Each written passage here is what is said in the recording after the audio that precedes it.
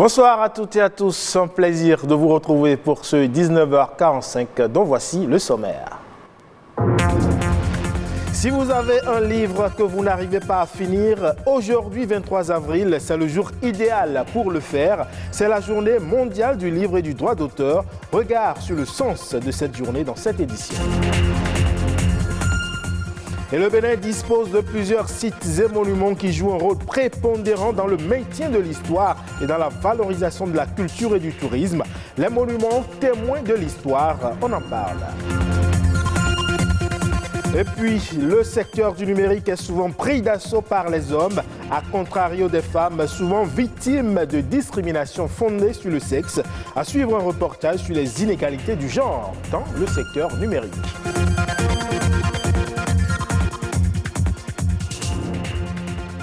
Bienvenue à vous si vous nous rejoignez. Certaines personnes aiment les biographies des personnalités les plus influentes de l'histoire, comme Martin Luther King ou encore Mahatma Gandhi. D'autres préfèrent les romans qui donnent des frissons dans le dos, des classiques ou encore des livres religieux comme la Bible ou le Coran. Mais quel que soit le genre de livre que vous aimez, il est une vérité indiscutable, c'est que le monde ne serait pas le même aujourd'hui sans les livres. Ce 23 avril, c'est la journée mondiale du livre et du droit d'auteur, occasion choisie par Patrick Adiabodjou pour rencontrer quelques auteurs béninois qui nous parlent du sens que revêt cette journée. Jérôme est un écrivain et passionné de la lecture.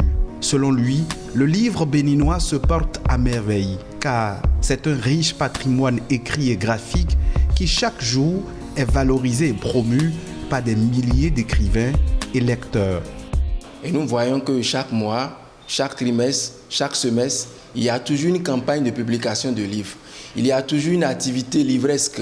Il y a toujours une cérémonie de lancement de livres. Cela dénote de la vitalité du livre béninois. Une vitalité à mettre à l'actif du génie littéraire béninois, certes, mais qui reste très peu reconnue et célébrée. Selon cet auteur, il n'existe pas un bon mariage entre les écrivains béninois et les maisons d'édition. En cause, beaucoup de difficultés plombent parfois les efforts de promotion et de valorisation du livre béninois. C'est l'auteur qui se déguise parfois en diffuseur. Il va voir son éditeur, l'éditeur fait le travail avec lui à compte d'auteur parce que c'est l'auteur qui sort toujours l'argent qu'il donne. Et après, l'éditeur lui retourne les livres. Et l'auteur se charge encore de distribuer ses livres dans les librairies. Encore que quand il fait ça, il faut qu'il aiguillonne chaque fois les libraires pour savoir si la vente évolue, comment il va récupérer l'argent, si bien qu'il n'y a pas un bon ménage véritablement entre le livre et la question du droit d'auteur au Bénin. Difficile bon ménage entre le livre et le droit d'auteur, et pourtant, Jérôme parvient tant bien que mal à vivre de son métier. Je vis du livre déjà en tant que bibliothécaire parce que c'est le métier que j'exerce à plein temps. La consécration donc en 2020 du Grand Prix littéraire en est une preuve tangible. Ce qui est aussi tangible et perceptible, c'est qu'il y a aujourd'hui dans le paysage littéraire béninois des écrivains et auteurs confirmés qui inoculent aux jeunes écrivains en herbe la passion du livre. Il y a par exemple quelqu'un comme Carmen Toudonou qui travaille beaucoup à ce que les jeunes s'intéressent à l'écriture de nouvelles et de romans. Il y a quelqu'un comme Martial Kogon qui est en train de développer une initiative autour de l'écriture policière. Il y a ce que nous faisons ici, Échafaudage, pour former des jeunes en écriture dramatique. On espère vraiment que d'ici 2 ans, 3 ans, on puisse avoir une nouvelle flopée de jeunes qui s'intéressent vraiment et vivement à l'écriture. Dans un monde submergé d'images et de vidéos, le livre demeure un meilleur moyen pour s'informer, s'instruire et enrichir ses connaissances. Et la meilleure façon de célébrer ou d'encourager les écrivains et auteurs, c'est d'aimer la lecture. Aimer la lecture, un très bon conseil de Patrick Adiabodjou. Et je le disais dans les titres, le Bénin dispose de plusieurs sites et monuments qui jouent un rôle prépondérant dans le maintien de l'histoire et dans la valorisation de la culture et du tourisme. Les sites et monuments étant définis comme des éléments de marquage du temps dans la marche de l'histoire d'un peuple ou d'une communautés. Arnaud Adadja a fait le tour de quelques monuments et sites de la ville de Cotonou. Suivons son reportage. Ces monuments nous racontent en quelque sorte l'histoire d'un personnage ou soit l'histoire d'un roi. Celle-ci représente un monument aux morts, c'est-à-dire ceux qui avaient fait la guerre en temps. C'est pour ça qu'on l'appelle place des martyrs. Si les gens attendent parler du Béhanzin et on a encore le stade qui est à Abomey. Les Noirs comme les Européens, s'ils viennent en Afrique, ils vont à Abomey visiter ça aussi. Un monument est un objet qui a duré dans le temps, qu'on voit aujourd'hui dans les musées ou qu'on trouve partout. Place Bulgarie, place de l'Étoile Rouge, place des Martyrs. Un ensemble de monuments qu'on voit effectivement à Cotonou et qui perpétuent une partie de l'élogieuse et impériale histoire du Bénin. Comme c'est un monument de martyrs, tout ce qui entoure doit être beaucoup respecté, bien respecté. Et les places étaient un peu ça auparavant. Mais à l'heure actuelle, les gens s'entretiennent ça bien, correctement. Chaque jour, les gens prennent soin de l'Étoile Rouge. Ces monuments jadis mal entretenus sont aujourd'hui bien entretenus. Toutefois, n'est-ce pas qu'on pourrait mieux faire?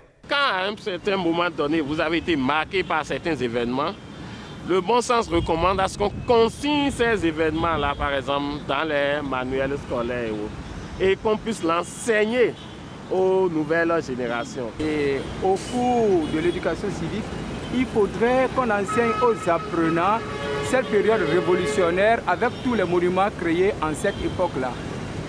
De deux, il faudrait également organiser des classes découvertes, c'est-à-dire faire promener les apprenants à travers ces monuments-là et leur dire pourquoi cela a été créé et comment est-ce qu'il faut entretenir ces endroits-là aussi, il faut le leur enseigner. Par ailleurs, les noms donnés à certains de ces monuments ou places publiques posent souvent problème. Ce que moi je souhaiterais, vu la réveil de la conscience africaine, cette place, au lieu que ce soit Bulgarie, que ce soit Bio, Tchaïba, Kaba. Kaba était une valeur humaine, un héros pour le Bénin. Ou que ce soit Bio Gérard, ou que ce soit Béhanzin, au carrefour de Bulgarie. Notre interlocuteur revient encore ici et propose. Le Bénin peut prendre un décret pour que tous les monuments, place du bicentenaire français, place général de Gaulle, tout ça là, il faut changer ça. Au Bénin, en Afrique, on a des valeurs. Le stade Charles de Gaulle peut porter le stade d'Orego Sadou. Ça peut porter le nom de Dossou Bété ou autre. Et qui dit sites et monuments fait référence à l'histoire, comme on a pu le constater dans le reportage. Et au-delà de ces témoins de l'histoire, justement, l'une des particularités qui fait la spécificité du Bénin, eh bien, ce sont ses valeurs endogènes. Dans un monde en pleine mutation, où les mutations s'opèrent et s'enracinent de plus en plus dans les pensées, on se demande quel usage faire aujourd'hui, notamment du vaudou. Docteur Raymond Assogba, boologue, nous en parle. Il y a des valeurs auxquelles il faut se référer pour s'ajuster par rapport à l'avenir. Et là, nous avons instauré un titre, un prix du vaudou ou du 10 janvier, on va l'appeler, qui est Dagbo Hunongan Tche. C'est un prix que nous avons créé. C'est un titre que nous allons décerner à toutes les personnalités qui travaillent à rendre visible le 10 janvier comme occasion de réinitialiser l'avenir du Bénin et des Béninois. Nous avons instauré le campus de biologie. Dorénavant, pour nous, en fait, il faut amener les enseignants qui veulent s'investir dans ce domaine à rencontrer les Hunos au niveau des campus de biologie. Et d'accord, il faut pouvoir enseigner les jeunes dans l'intégrale que constitue Favodumbo, afin de les amener à être en fait des producteurs de connaissances, de sciences et bien sûr d'économie. Là où le français ne peut pas dire nos réalités, il faut prendre en compte dans les langues nationales la nomination de ces réalités. C'est pourquoi par exemple, on ne dira plus des vaudounos des sachants. Non, ils ne sont pas plus sachés que les savants. Ce sont des vaudounos. Il ne faut plus définir vaudou par religion. Vaudou, c'est vaudou. Vaudou, c'est vaudou, et à partir de ce moment, je pense que nous aurons la fierté de nous-mêmes et puis nous aurons une base pour faire décoller ce pays et être dorénavant un pays en fait de puissance comme les autres pays. Et sur un autre registre à présent, les secteurs du numérique, vous l'aurez certainement constaté, sont majoritairement masculins et hyper concurrentiels. Fort heureusement, de plus en plus aujourd'hui, les femmes s'intéressent aux métiers du numérique qui peuvent être pour celles-ci parfois source de discrimination. Mais alors, comment aider les filles et les femmes à se lancer dans les métiers du numérique? Suivons ce reportage signé Charlène Kendiho. Aujourd'hui dans le monde, les femmes et les filles ont 25% moins de chances que les hommes de savoir exploiter les technologies numériques à des fins élémentaires. 4 fois moins de chances de savoir comment programmer un ordinateur et 13 fois moins de chances de déposer un brevet technologique.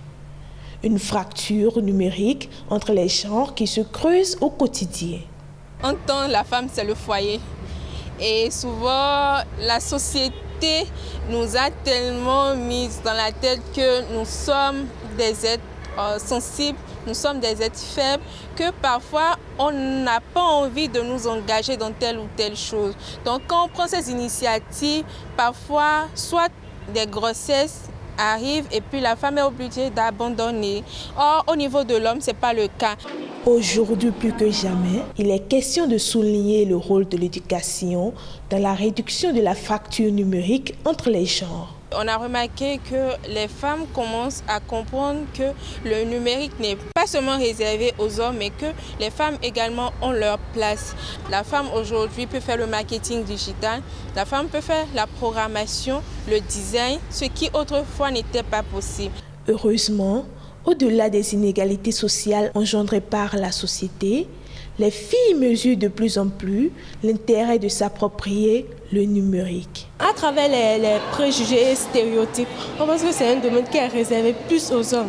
C'est quelque chose qui est difficile. Genre, on se dit, bon, on est de sexe féminin, on ne va pas y arriver, on ne va pas pouvoir le faire, c'est trop difficile. Alors que c'est plus un domaine qui est réservé aux femmes. Parce que ça te permet de travailler en freelance. Même en étant chez toi, tu travailles. Genre, tu es dans ta chambre, mais tu gagnes de l'argent. Je voudrais travailler dans le numérique pour pouvoir être celle-là qui n'a pas besoin de se déplacer pour gagner sa vie, qui n'a pas besoin d'être assis dans un bureau.